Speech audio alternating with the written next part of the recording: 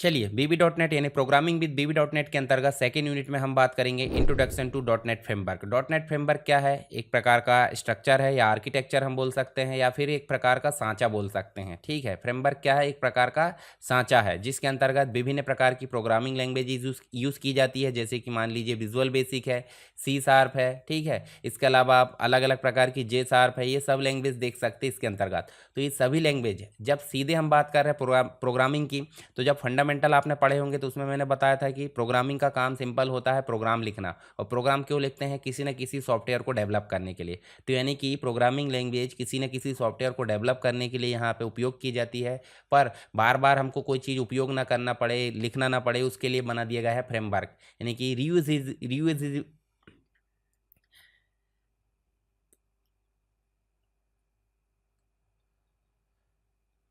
यानी कि रीयूजेबिलिटी के जो कॉन्सेप्ट है, यानी कि जो बार बार उपयोग किए जाने वाला है, उस फंक्शन को या उस कॉन्सेप्ट को ध्यान में रखकर यहाँ क्या बना दिया गया है? फ्रेमवर्क। किसके द्वारा बनाया गया है? माइक्रोसॉफ्ट के द्वारा। तो माइक्रोसॉफ्ट के द्वारा बनाया गया ये फ्रेमवर्क है, जिसके माध्यम से हम बार बार यूज़ किए जाने वाले जो क्लासेस है या क्लास लाइब्रेरी है, उनको यहाँ पर कंप्लीट रूप से स्टोर करके रख दिया गया।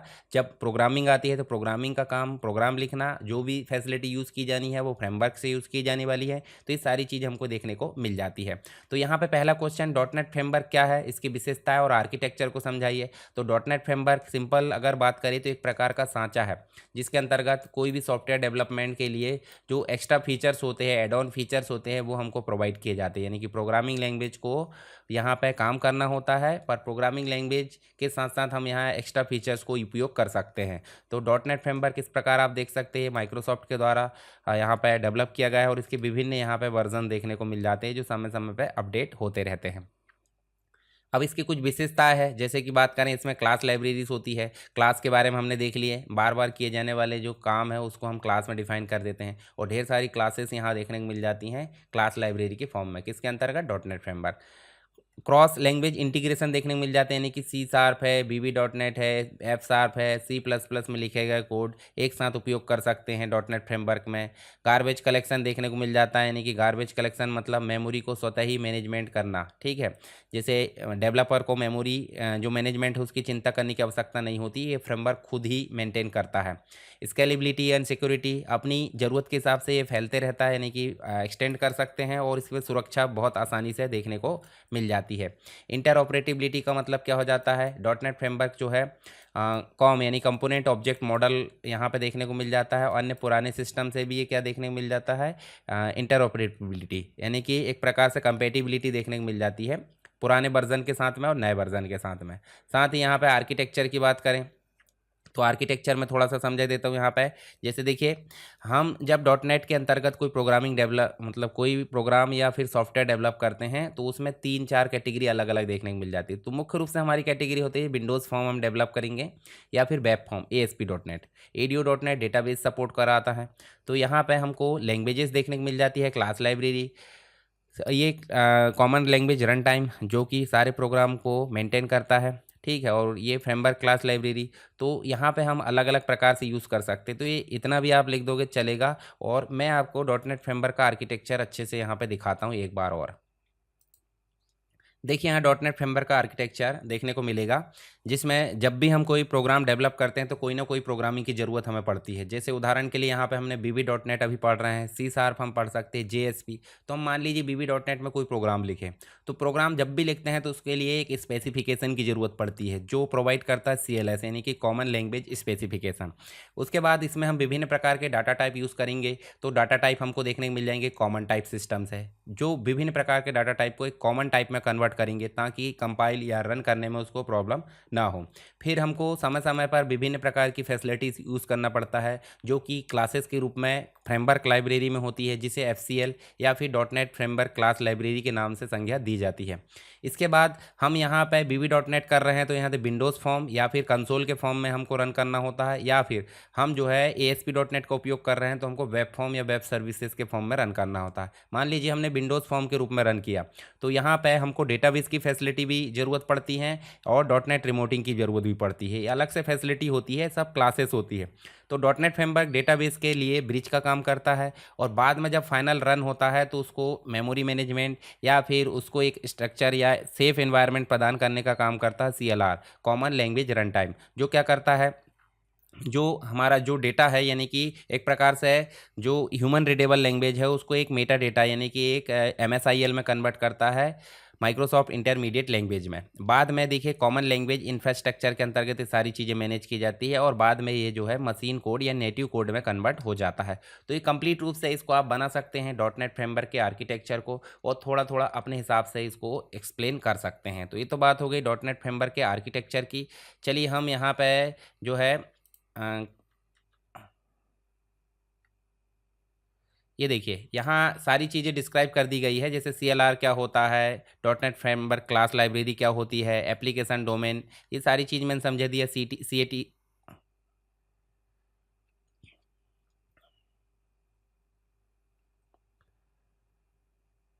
कॉमन टाइप सिस्टम क्या होता है, जिसे हम CTS बोल देते हैं, ठीक है। इसके अलावा हम देखिए कॉमन लैंग्वेज स्पेसिफिकेशन है, साथ में आपको BCL बेस क्लास लाइब्रेरी, और साथ में असेंबलीज देखने को मिल जाती है। रन टाइम पे कुछ बाइनरी कोड होता है जो आपको देखने को मिल जाता है आर्किटेक्चर के अंतर्गत। तो आप जो मैंने आर्किटेक्चर दिखा है वो आप बना दीजिए, और उसके बाद इन सभी को एक एक करके आप समझे दीजिए, तो आपको नंबर अच्छे मिलने वाले हैं। चलिए अब विस्तार से बात करते हैं CLR के बारे में, और दूसरा है आपका CTS के बारे में। CTS मतलब कॉमन टाइप सिस्टम, और CLR मतलब कॉमन लैंग्वेज रन टाइम।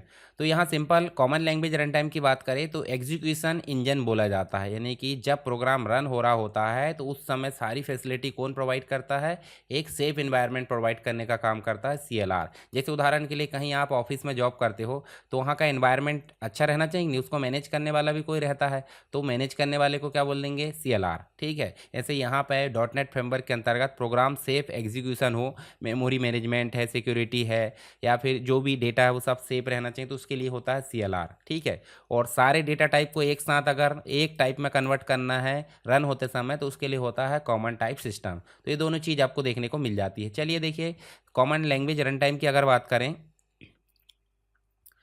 तो यहाँ आपको देखने को मिल जाएगा कोई भी लैंग्वेज का उपयोग करके जब हम प्रोग्राम लिखते हैं तो उस प्रोग्राम को लिखते हैं तो उसको कन्वर्ट करने के लिए कोई ना कोई क्या लगता है, एक आपका लगता है कंपाइलर। मान लीजिए हमने डॉट नेट में BB.NET में कोई काम करे तो कंपाइलर लगा, कंपाइलर ने जो ह्यूमन रीडेबल लैंग्वेज है, ह्यूमन रीडेबल लैंग्वेज को किस में कन्वर्ट कर दिया गया, इसमें MSIL यानी कि माइक्रोसॉफ्ट इंटरमीडिएट लैंग्वेज में कन्वर्ट कर दिया गया। तो जब माइक्रोसॉफ्ट इंटरमीडिएट में कन्वर्ट किया गया तो इसको एनवायरनमेंट प्रदान करने का काम कौन करेगा, कॉमन इंटरमीडिएट लैंग्वेज, यानी कि एक प्रकार से ये तो MSIL ही हो गया, पर इसको एक प्रकार से एक सेफ एनवायरनमेंट या फिर एक एनवायरनमेंट प्रदान करने का काम कौन करेगा, CLR, common language run time. अब बताइए मुझे MSIL तो हो गया मेटा डेटा टाइप, पर ये रन कैसे होगा, रन तो मशीन के द्वारा होता है मशीन लैंग्वेज में।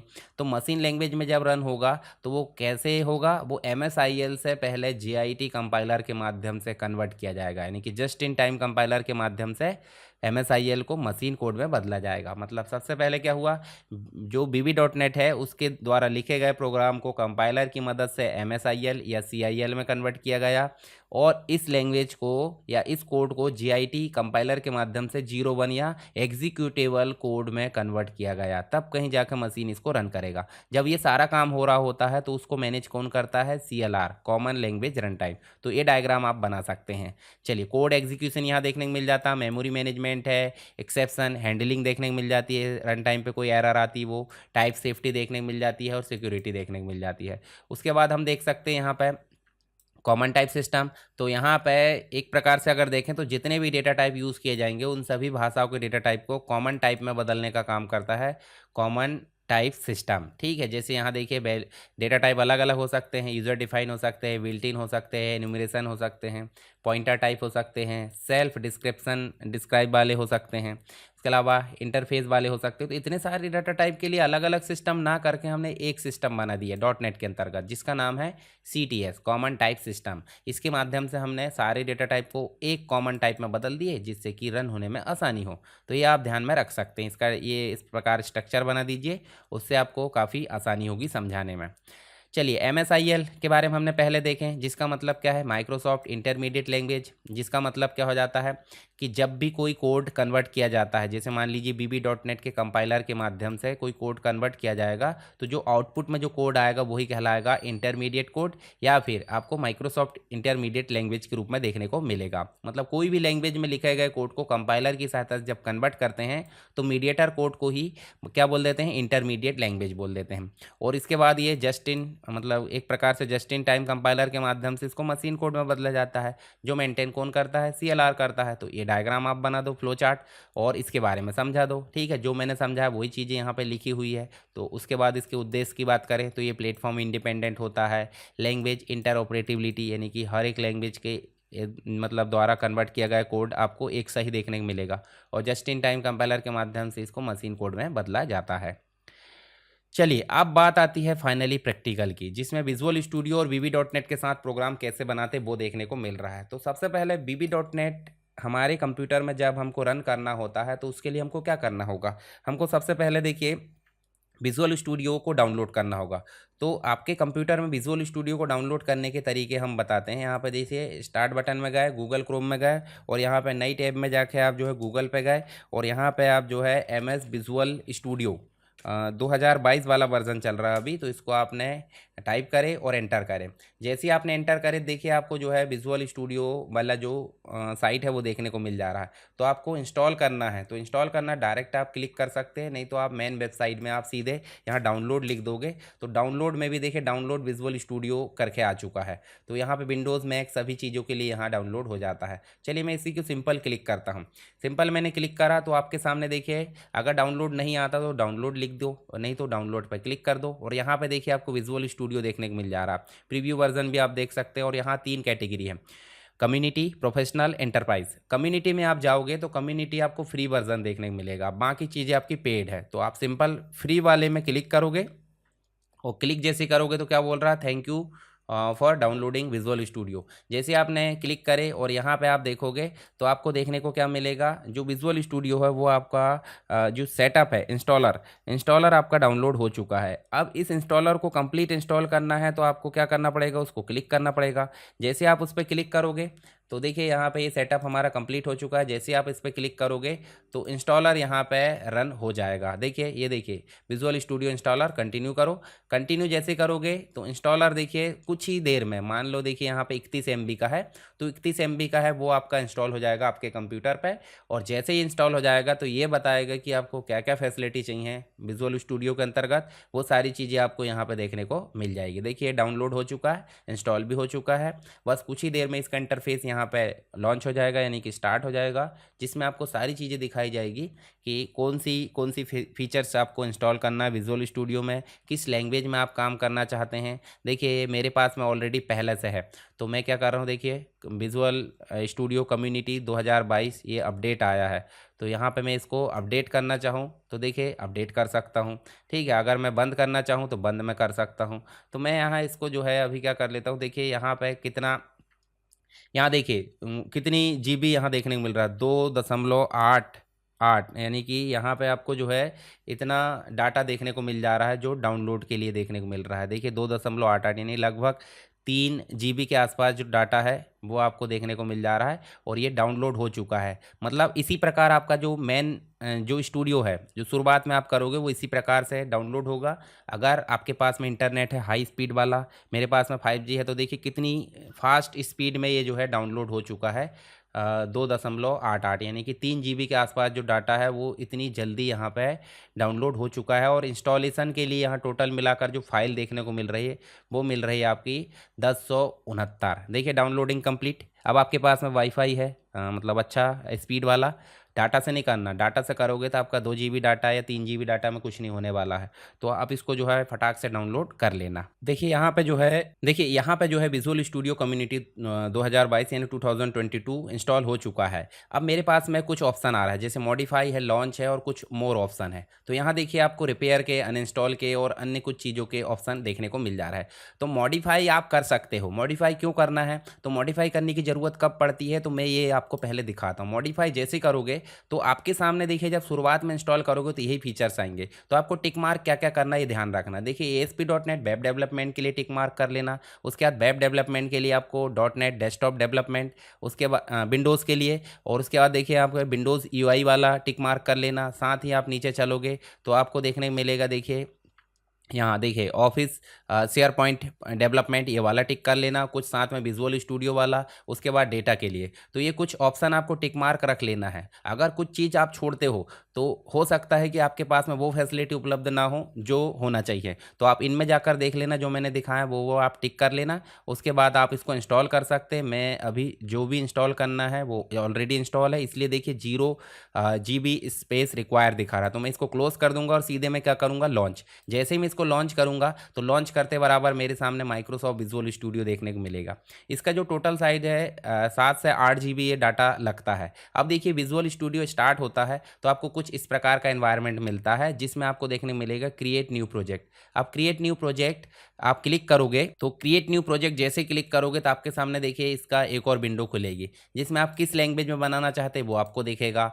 आप किस प्रकार का एप्लीकेशन बनाना चाहते हैं, विंडोज़ बेस्ड, तो आपको दिखेगा। उसके बाद यहाँ पे देखिए आपको बहुत सारे दिखेंगे। देखिए वेब बनाना है तो वेब का अलग दिखेगा। वेब में देखिए आपको देखने मिलेगा ASP.NET वेब एप्लीकेशन, जो कि सेकंड सेमेस्टर में हम पढ़ेंगे।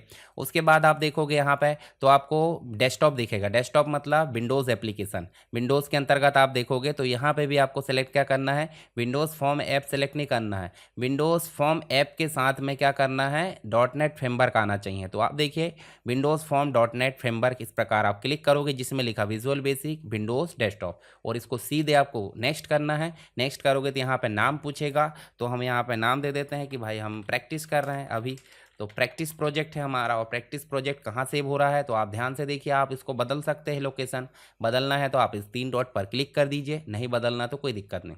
अभी वर्तमान में .NET फ्रेमवर्क का जो वर्जन है वो 4.7.2 यहाँ पे चल रहा है। जो हमने .NET देखे थे ना, जो कि फ्रेमवर्क के रूप में काम करता है एक सांचे के रूप में, उसका वर्जन है ये, ठीक है। और उसके बाद इसको सीधे हमको क्लिक कर देना है। देखिए प्रोजेक्ट क्रिएट होना यहाँ पे स्टार्ट हो चुका है। यहाँ पे देखिए आपका कंप्लीट जो प्रोजेक्ट है, जो आईडी है वो लॉन्च हो चुकी है, यानी कि रन हो चुकी है VB.NET, यानी कि जो विजुअल स्टूडियो हो उसके अंतर्गत विजुअल बेसिक का उपयोग करके। तो आपको समझ में आ गया होगा कि जो विजुअल स्टूडियो है वो डाउनलोड कैसे करते हैं, इंस्टॉल कैसे करते हैं, उसमें कस्टमाइजेशन कैसे करते हैं, और साथ में यहाँ कंप्लीट यानी न्यू प्रोजेक्ट तक की पूरी स्टेप्स आपको समझ में आ गई होगी। इसमें किसी प्रकार का कोई डाउट आता तो आप मुझे कमेंट बॉक्स में बता देना। देखिए विजुअल स्टूडियो की बात की जा रही थी कि डाउनलोड करना इंस्टॉल करना, वो तो हो गया है। अब VB.NET के साथ प्रोग्राम कैसे बनाते हैं वो हमको सीखना है। तो ये सारी स्टेप्स आप लिख देना इसकी, जो मैंने आपको अभी दिखाया हूँ।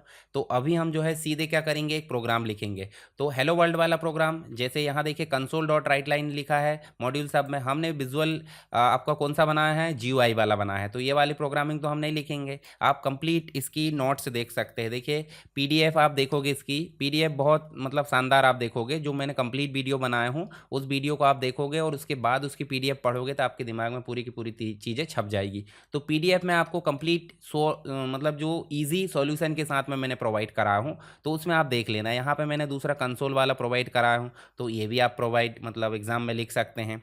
तो इस प्रकार आप देखोगे। तो चलिए हम जो है सीधे हमने जो विजुअल स्टूडियो है वो स्टार्ट कर लिए हैं और एक नया प्रोजेक्ट भी तैयार कर लिए हैं। हालांकि हम इसको बंद कर देते हैं और नया प्रोजेक्ट फिर से बनाते हैं। स्टार्ट बटन में जाएंगे और हम लिखेंगे क्या, विजुअल स्टूडियो। हमारे पास में 2012 भी है, आप यूज़ करते होंगे, पुराना वर्जन है। हालांकि आप नया यूज़ करो, नए के ऊपर भी मैंने वीडियो बना कर रखा हूँ। आप चाहते हो कि और डिटेल में आपको पढ़ना है, कुछ सॉफ्टवेयर डेवलपमेंट करना है, तो आप मुझे बताइए, मैं आपको जो है इसकी ट्यूटोरियल प्रोवाइड करूँगा। आपकी जो भी रिक्वायरमेंट रहेगी उसके अकॉर्डिंग मैं आगे वीडियो बनाऊँगा। नेक्स्ट इस प्रकार इसको क्लिक करें हमने, हमारे सामने देखिए विजुअल स्टूडियो स्टार्ट हो गया और इसको हमने क्रिएट करना है। तो क्रिएट करोगे कैसे, मैंने ऑलरेडी पहले बता चुका हूँ। आप सीधे क्या कर सकते हो, यहाँ पे जो हमारा रिसेंट वाला प्रोजेक्ट है इस पर क्लिक कर सकते हो। क्लिक करोगे तो रिसेंट वाला प्रोजेक्ट यहाँ पे स्टार्ट हो गया है, और रिलीज़ कब हुआ है, क्या हुआ है, रिलीज़ नोट भी आपको दिख रही है। ये हमारा एक प्रकार से क्या हो गया है, प्रोजेक्ट यहाँ दिखने लगा है। तो नया प्रोजेक्ट बना लेते हैं, उसके बाद आईडी समझेंगे। तो नया प्रोजेक्ट कैसे बनाते हैं भाई, फॉर्म तो हमारे पास ऑलरेडी आ गया। तो नया प्रोजेक्ट बनाने के लिए आपको कुछ नहीं करना है। यहाँ देखिए मैं सारी चीज़ें पास में ले आता हूँ ताकि आपको थोड़ा सा बड़ा दिखे। तो यहाँ देखिए होता क्या क्या है, कुछ चीज़ें आप समझ लीजिए। जैसे सबसे पहले देखिए मीनू बार होता है, उसके बाद टूल बार, टूल बॉक्स होता है, फॉर्म डिज़ाइन होता है और सॉल्यूशन एक्सप्लोरर। क्या होती है डिटेल में बाद में पढ़ेंगे। एक छोटा सा प्रोग्राम बनाते हैं जिसमें हम लिखते हैं हेलो वर्ल्ड। तो यहाँ देखिए एक बटन लेते हैं, जैसे एक बटन लिए और बटन लेकर हमने जो है इस बटन की फैसिलिटी प्रोवाइड कर दी है। इस बटन की फैसिलिटी मतलब इसकी जो कुछ प्रॉपर्टीज़ होती है, विशेषता है, तो प्रॉपर्टीज़ हम जाएंगे तो देखिए हमको F4 में देखने को मिलेगी। देखिए प्रॉपर्टी विंडो, और ये प्रॉपर्टी विंडो हम इसके नीचे ऐसे जमा देते हैं। दो चीज़ें हमारी एक साथ आ चुकी है। तो यहाँ देखिए हम जो है इसको थोड़ा और छोटा कर देते हैं, जो ऊपर वाली विंडो है उसको, ये देखिए। और यहाँ प्रॉपर्टी में जाओगे, अल्फ़ाबेट ऑर्डर में कर दो, और इस बटन का जो नाम है वो हम कर देते हैं, देखिए इसको मैं और छोटा कर देता हूँ।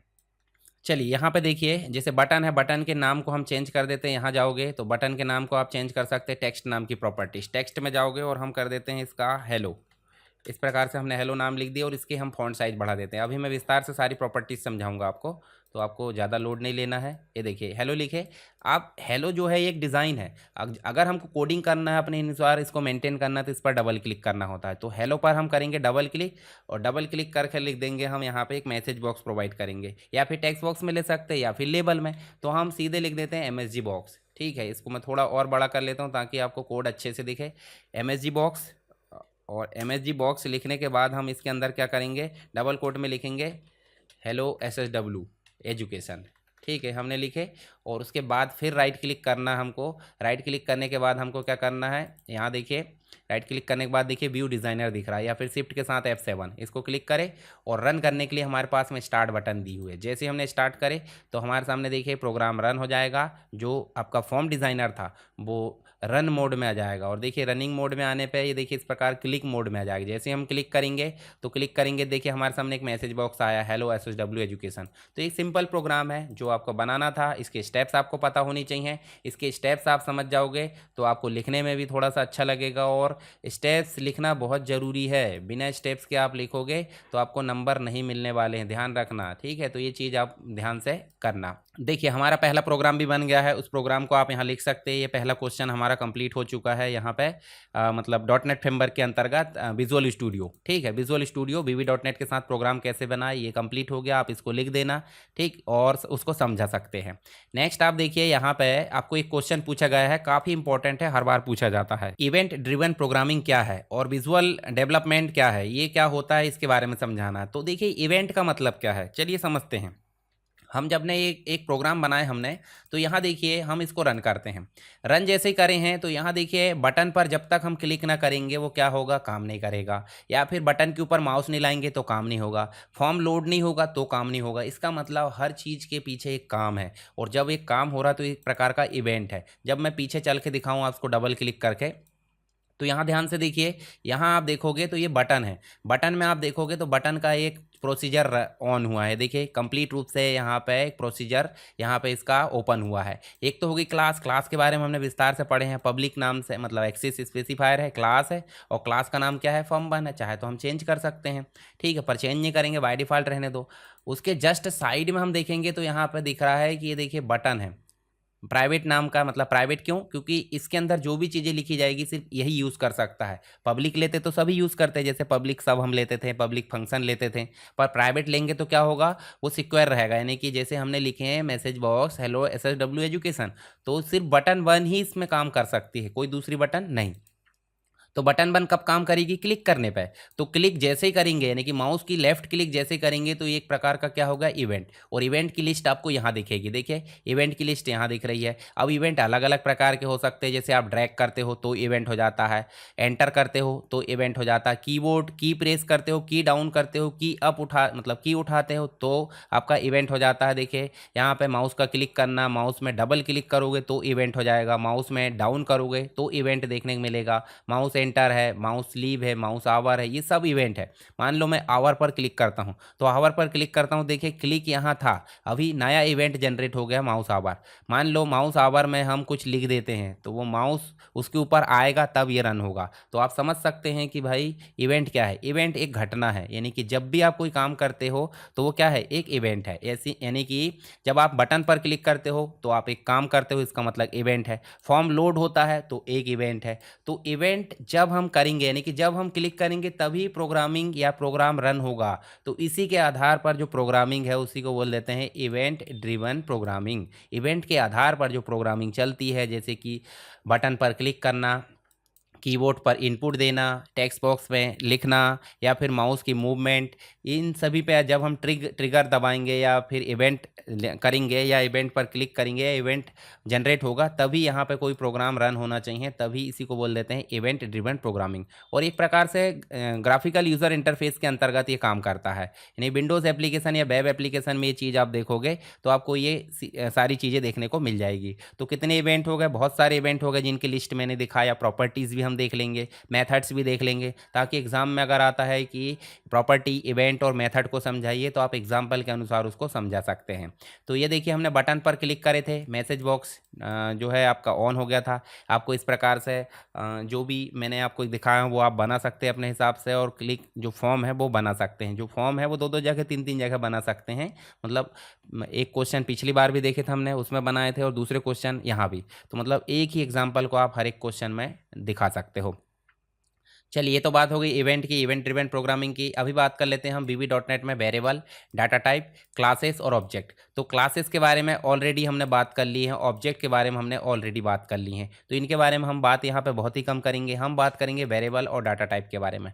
तो आपको एक क्वेश्चन आता है, क्वेश्चन का नाम है VB.NET के अंतर्गत स्टेटमेंट को समझाइए। किसको समझाइए? स्टेटमेंट को। तो स्टेटमेंट में बहुत सारी चीज़ें जाती, कौन कौन सी?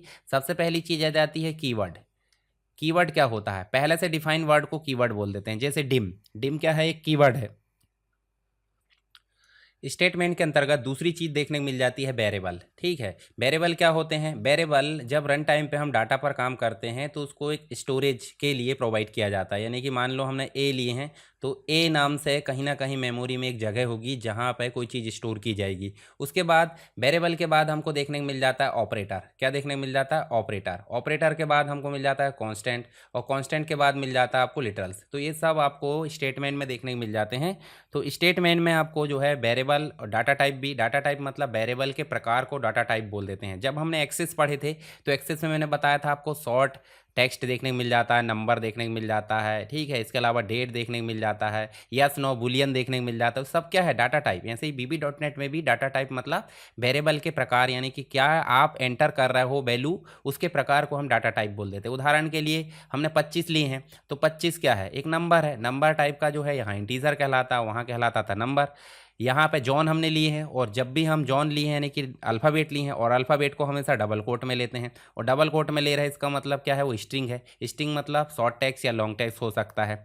तो आपने वेरिएबल समझ गया। वेरिएबल मतलब एक प्रकार से जब हम मेमोरी में कोई काम करते हैं या प्रोग्राम बनाते हैं तो प्रोग्राम में कोई ना कोई चीज़ स्टोर करना होता है। तो स्टोर करने के लिए हमने एक कीवर्ड लिए हैं। देखिए, कीवर्ड मतलब एक प्रकार से अल्फ़ाबेट का एक सिंबल लिए हैं। तो अल्फ़ाबेट के सिंबल में हम जो डाटा स्टोर करेंगे वो क्या है? एक प्रकार की लिटरल्स। किस टाइप का स्टोर करेंगे? वो हो गया डाटा टाइप। और कहाँ स्टोर करेंगे? वो हो गया वेरिएबल। यानी कि मेमोरी हो गया, मेमोरी में एक छोटी सी जगह जिसका नाम है ए, और यहाँ स्टोर कर रहे हैं, इसका नाम ये नहीं है, मतलब ए नाम जो है बाहर आएगा। जैसे उदाहरण के लिए स्टोरेज एरिया है और इसका नाम है ए, और यहाँ स्टोर कर रहे हैं हम 25। तो मेमोरी में एक लोकेशन है जिसमें उस लोकेशन का नाम हमने दे दी ए, और ए क्या है? एक वेरिएबल है, और वेरिएबल में क्या डाटा स्टोर है? 25। जैसे यहाँ देख सकते हैं। अगर मान लो दूसरी लोकेशन है जहाँ पे हमने जॉन स्टोर करा है, और इसका नाम क्या कर दिया हमने? इसका नाम कर दिया नेम। तो एक प्रकार से मेमोरी में एक लोकेशन है, लोकेशन का एक सिंबॉलिक नाम होता है, उस नाम को ही हमने क्या बोल दिए? वेरिएबल बोल दिए। समझ गए आप? चलिए, वेरिएबल को हम विस्तार से और पढ़ेंगे अभी आगे चल के, आपको मैं सिर्फ एक्सप्लेन कर रहा हूँ यहाँ पर। डाटा टाइप का मतलब, डाटा टाइप मतलब हो जाता है वेरिएबल में क्या वैल्यू स्टोर कर रहा है उसके टाइप को डिफाइन करता है डाटा टाइप। जैसे इंटीजर, इंटीजर मतलब हो जाएगा पूर्णांक संख्या, माइनस और प्लस दोनों, दशमलव में नहीं रहना चाहिए। स्ट्रिंग मतलब हो जाएगा टेक्स्ट वाली। बुलियन मतलब यस नो यानी कि ट्रू और फॉल्स। डबल मतलब दशमलव वाली संख्या। डेट मतलब इस प्रकार से आप डेट वाली संख्या ले सकते हैं। ठीक है, इनके एग्जाम्पल भी देखेंगे आगे चल के। उसके बाद क्लास टाइप का भी वेरिएबल मतलब एक प्रकार से डाटा टाइप होता है।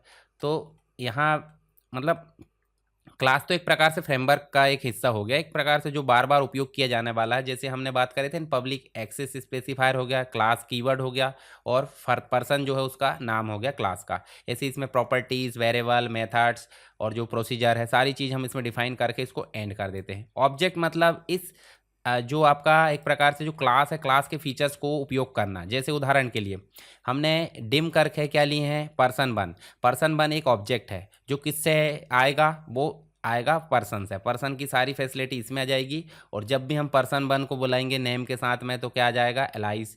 ठीक है, मतलब हमने यहाँ पे जो है ये देखिए सिर्फ डिफाइन किए हैं, तो हमने उसमें वैल्यू प्रोवाइड कर दी। ऐसे ही हमने एज लिए थे यहाँ पे, तो एज में हमने वैल्यू दे दी है कहाँ से, ऑब्जेक्ट से। तो मतलब ऑब्जेक्ट रन टाइम एंटिटी है। पर्सन डॉट ग्रीट, आउटपुट में क्या आना चाहिए, हेलो एलाइस, यानी कि हेलो एलाइस हमने यहाँ पे आउटपुट में दे दिए। ठीक, तो ये चीज़ आपको देखने को मिल जाएगी। चलिए आगे देख लेते हैं हम कुछ और चीज़ें। जैसे हमने ओवरव्यू यहाँ पे बता दिया, चलिए अब मैं आपको एग्जांपल के साथ बताता हूँ bb.net में। तो हम यहाँ चलते हैं, ये मैं आपको हटा देता हूँ, मतलब जो कोडिंग हमने करे हैं वो भी हटा देता हूँ। ये देखिए इस प्रकार से। अब यहाँ हम एक छोटा सा प्रोग्राम बनाते हैं जिसमें सारी चीज़ें समझ लेंगे। तो हम जो है प्रोग्राम बनाते हैं, प्रोग्राम बनाएंगे हम। इसको थोड़ा सा इधर कर देता हूँ मैं, और प्रॉपर्टीज़ को ऊपर रख देता हूँ। ठीक है, और सॉल्यूशन एक्सप्लोरर को नीचे। चलिए यहाँ पे चलते हैं, और यहाँ चलने के बाद हम जो है प्रोग्राम बनाते हैं। प्रोग्राम बनाने के लिए सबसे पहले हमारे पास में जो फॉर्म है उसमें कुछ चीज़ें लेना पड़ेगा। जैसे लेबल, लेबल हम लेते हैं, लेबल ले लेते हैं हम 3। देखिए हमने लेबल ले लिए 3, और तीनों लेबल को थोड़ा सा गैप गैप में इस प्रकार रख दो। यानी कि टूल बॉक्स में हम जब भी कोई डिज़ाइन करना है तो टूल बॉक्स में उपलब्ध कंट्रोल के माध्यम से हम फॉर्म में डिज़ाइन करते हैं। ठीक, इसको हम एक साथ अभी समझेंगे आगे चल के। आईडी क्या होती है, आईडी वाला क्वेश्चन रह गया हमारा अभी। तो ये 3 हमने ले लिए, और तीनों में हमने क्या लेना है, कुछ चीज़ें लेना है। और ये देखिए 2 वैल्यू और एक आउटपुट के लिए हो जाएगा। एक बटन ले लेते हैं। अब बटन लेने से पहले हम क्या ले लेते हैं, टेक्स्ट बॉक्स। तो देखिए टेक्स्ट बॉक्स इनपुट के लिए यूज़ होता है। तो यहाँ पे हम 1 ले लेते हैं, 2 यहाँ ले लेते हैं, और 3 ले लेते हैं। कंट्रोल दबाकर आप एक साथ ले सकते हैं कंट्रोल को, मतलब जो भी आपके टेक्स्ट बॉक्स है या लेबल है या जो भी चीज़। उसके बाद हम जो ले लेते हैं एक बटन, तो बटन लेके हम यहाँ ड्रॉ कर लेते हैं। अब इन तीनों चारों को हम एक साथ सेलेक्ट करते हैं। अब एक साथ सेलेक्ट क्यों कर रहे हैं, क्योंकि फॉर्मेटिंग करना है। तो प्रॉपर्टीज़ में आपकी फॉर्मेटिंग देखने को मिल जाती है। प्रॉपर्टीज़ में आप जाओगे, और यहाँ देखिए आपको जो है इन सबको सेलेक्ट करने के बाद फ़ॉन्ट नाम की एक प्रॉपर्टी मिलेगी। देखिए फ़ॉन्ट नाम की, देखिए दिख रही। तो फ़ॉन्ट नाम की प्रॉपर्टी में जाना है, और यहाँ देखिए आपको फ़ॉन्ट को क्या कर देना, थोड़े से बड़े कर देना है। अब बड़े जो भी है माइक्रोसॉफ्ट सैन्स सेरिफ ले लिए, और इसको हम 12 कर देते हैं। 12 कर दिए तो देखिए थोड़ा ठीक ठाक बड़ा हो गया। तो इनको जो है और एडजस्ट कर सकते हैं, चाहे तो आप बड़ा करना है, बटन को बड़ा करना, सारा काम आप कर सकते हैं। फ़ॉन्ट के कलर बदलना है तो वो भी आप बदल सकते हैं, बैकग्राउंड कलर सारी चीज़ें। तो बदलना है तो आप जैसे लेबल का कलर, तो लेबल का कलर जो है देखिए फ़ॉन्ट के कलर से बदल जाएगा। फ़ॉन्ट के कलर में जाओगे, और यहाँ कस्टम में जाके आप अपनी इच्छा अनुसार कलर ले सकते हैं। जैसे उदाहरण के लिए मैं ले लेता हूँ यहाँ पे क्या, जैसे ये कलर ले लेते हैं। ठीक है, देखिए मैंने यहाँ पे कलर ले लिया, और इसको मैं बोल्ड भी कर सकता हूँ। जैसे इनको सबको मैं बोल्ड कर देता हूँ, ये देखिए बोल्ड हो गए। और फ़ॉन्ट के कलर बदलना है तो वो रन टाइम पे बदलेंगे, तो वो हम बदल सकते हैं। तो सारी प्रॉपर्टीज़ कहाँ से सेट होती है, प्रॉपर्टीज़ विंडो में। चलिए अब हम इसके नाम बदलते हैं। जैसे लेबल है, लेबल का नाम कैसे बदलेंगे, लेबल का नाम टेक्स्ट नाम की प्रॉपर्टी से बदला जाएगा। तो इसका नाम रख देते हैं हम वैल्यू 1, और जो दूसरा है उसका नाम रख देते हैं वैल्यू 2। जो टेक्स्ट प्रॉपर्टी उसी में अलाइन से हम टेक्स्ट का अलाइन सेट कर सकते हैं, जैसे बटन का है। इसका नाम कर देते हैं हम आंसर। हमने क्या नाम से लिए हैं, लेबल। टेक्स्ट बॉक्स में जो वैल्यू एंटर की जाएगी उसके अकॉर्डिंग। अब इस टेक्स्ट बॉक्स के नाम अगर बदलना है तो बदल सकते हैं, पर नहीं बदलना है तो कोई दिक्कत नहीं, रहने दो। यहाँ बटन में जाएंगे, और बटन का टेक्स्ट हम क्या कर देंगे, ओके। ओके मतलब जब हम ओके पे क्लिक करेंगे तो यहाँ पर काम होना चाहिए। इसको और छोटा कर दो, और इसकी हेडिंग हम बना देते हैं। हेडिंग मतलब एक लेबल ले लेते हैं, इस लेबल को ही डुप्लीकेट कर दो। डुप्लीकेट क्यों कर दे रहा है, क्योंकि उस लेवल की फॉर्मेटिंग हमारे पास में आ जाएगी। और चाहे तो हम इसके जो है फ़ॉन्ट कलर और फ़ॉन्ट के साइज़ बदल सकते हैं। जैसे इसका फ़ॉन्ट कलर हम बदलें तो फॉर्म में जाएं, और यहाँ पे इसका कलर कर दें ब्लू, और फ़ॉन्ट इसके बदल सकते हैं हम क्या, फ़ॉन्ट बदल लेते हैं, थोड़े से बड़े कर देते हैं। जैसे यहाँ कर देते हैं 16 और 16 करें तो यहाँ पे इसका जो है ये हो गया चेंज और यहाँ इसका वैल्यू चेंज कर देते हैं। यहाँ हम कर देते हैं bb.net स्टेटमेंट हम समझ रहे हैं, ठीक है, bb.net स्टेटमेंट हम समझ रहे हैं, तो इसको हम हेडिंग दे देते हैं और इन सब को उठाकर हम इस किनारे में रख देते हैं और यहाँ पे हम ले जाकर इसको छोटा कर देते हैं, ठीक है। अब देखिए, अब हम चाहते हैं कि इसमें हम कोडिंग करें, तो कोडिंग करने के लिए हम क्या करेंगे भाई, कोडिंग करने के लिए हम जो है इस पर डबल क्लिक करेंगे क्योंकि काम इसी में कराना है। तो बटन पर क्लिक करेंगे तब काम होना चाहिए, ना कि और किसी में। तो डबल क्लिक जैसे ही करें तो इसका एक इवेंट जनरेट हो गया। देखिए यहाँ पे जो है एक इवेंट जनरेट हो गया जिसका नाम है बटन का क्लिक इवेंट। तो यहाँ पे हमको काम करना है। तो हमने कितने वेरिएबल लिए हैं, मतलब कितने लेबल लिए हैं, 3। तो 3 लेबल लिए हैं। 3 लेबल के लिए हम क्या ले लेते हैं, डिम वैल्यू 1 उसी नाम से ले लो अभी, कॉमा वैल्यू 2 कॉमा आंसर, ठीक है, एज इंटीजर। अब ये एक एक चीज़ समझिए, देखिए ध्यान से देखिए, डिम क्या हो गया, एक कीवर्ड हो गया जो पहले से डिफाइन होता है, रिजर्व वर्ड। वैल्यू 1 वैल्यू 2 और आंसर जो हो गया वेरिएबल हो गया जो हमने डिफाइन करे। वेरिएबल का नाम वह होना चाहिए जो किसी कीवर्ड का नाम नहीं होना चाहिए, ठीक है। अल्फ़ाबेट और नंबर का कलेक्शन होना चाहिए, पहले अल्फ़ाबेट और बाद में नंबर आ सकता है। और इसके अलावा इसमें स्पेशल सिंबल का यूज़ नहीं कर सकते हैं, बीच में आप अंडरस्कोर का यूज़ कर सकते हैं। कुछ नियम है, नियम आप देख लेना, कंप्लीट नोट्स में मिल जाएंगे। वेरिएबल डिफाइन करने के लिए कुछ अलग अलग नियम भी होते हैं कि भाई वैल्यू 1 एक अलग डिफाइन कर दो, दूसरा वैल्यू 2 दूसरे में, तो हमने एक साथ ले लिए। अब जो वैल्यू 1 है, वैल्यू 1 में डाटा कहाँ से आएगा, वैल्यू 2 में डाटा कहाँ से आएगा और आंसर में कहाँ से आएगा, चलिए डिज़ाइन में देखते हैं। तो यहाँ देखिए, यहाँ आपको देखने मिलेगा जो टेक्स्ट बॉक्स 1 है, ये देखिए टेक्स्ट बॉक्स 1 है, इसका जो टेक्स्ट है, टेक्स्ट बॉक्स 1 की एक प्रॉपर्टी होती है टेक्स्ट प्रॉपर्टी। तो उसकी टेक्स्ट प्रॉपर्टी का डाटा कहाँ जाना चाहिए, वैल्यू 1 में। इसका डाटा यहाँ जाना चाहिए और इसका डाटा यहाँ नहीं, इन दोनों का डाटा इन दोनों में जाएगा, परंतु टोटल होकर जो डाटा आएगा वो इसमें आएगा। यानी कि ये दोनों इनपुट का काम कर रहे हैं टेक्स्ट बॉक्स और ये आउटपुट का काम कर रहा है। तो आंसर में लेके यहाँ लाना है, ध्यान रखिए इस बात को। चलिए हम चलते हैं, फिर से डबल क्लिक करते हैं और यहाँ जाकर हम जो है वैल्यू 1 में जो डाटा आएगा वो कहाँ से आएगा, ये टेक्स्ट बॉक्स 1 से आएगा। टेक्स्ट बॉक्स 1 की एक प्रॉपर्टी होती है जिसका नाम है टेक्स्ट प्रॉपर्टी। और वैल्यू 2 में जो डाटा आएगा वो कहाँ से आएगा, ये देखिए टेक्स्ट बॉक्स 2 से आएगा। और इसके बाद जो आंसर नाम का हमने डेटा मतलब एक प्रकार से वेरिएबल लिए हैं, उसमें वैल्यू 1 प्लस वैल्यू 2, ये देखिए दोनों को हमने जोड़ दिए और जोड़ने के बाद हम जो है आंसर में डाटा लेकर आ जाते हैं। अब आंसर में डाटा आ गया, वो कहाँ आना चाहिए, वो टेक्स्ट बॉक्स आउटपुट के लिए यूज़ किया गया है 3rd नंबर का, उसके टेक्स्ट में क्या आ जाए, आंसर नाम का जो चीज़ है वो आ जाए। अब यहाँ एक एक चीज़ समझते हैं। जैसे यहाँ देखो आपको डिम कीवर्ड देखने को मिला, ये वेरिएबल देखने को मिला। उसके अलावा वेरिएबल को इनिशियलाइज कैसे करते हैं, तो वेरिएबल में वैल्यू डालने को इनिशियलाइजेशन बोलते हैं। तो टेक्स्ट बॉक्स की वैल्यू डाल दो या डायरेक्ट आप 1 2 3 4 बार डाल दो तो ये कहलाता है। परंतु बीच में जो इक्वल लगाए हैं या फिर प्लस लगाए, ये कहलाता है ऑपरेटर।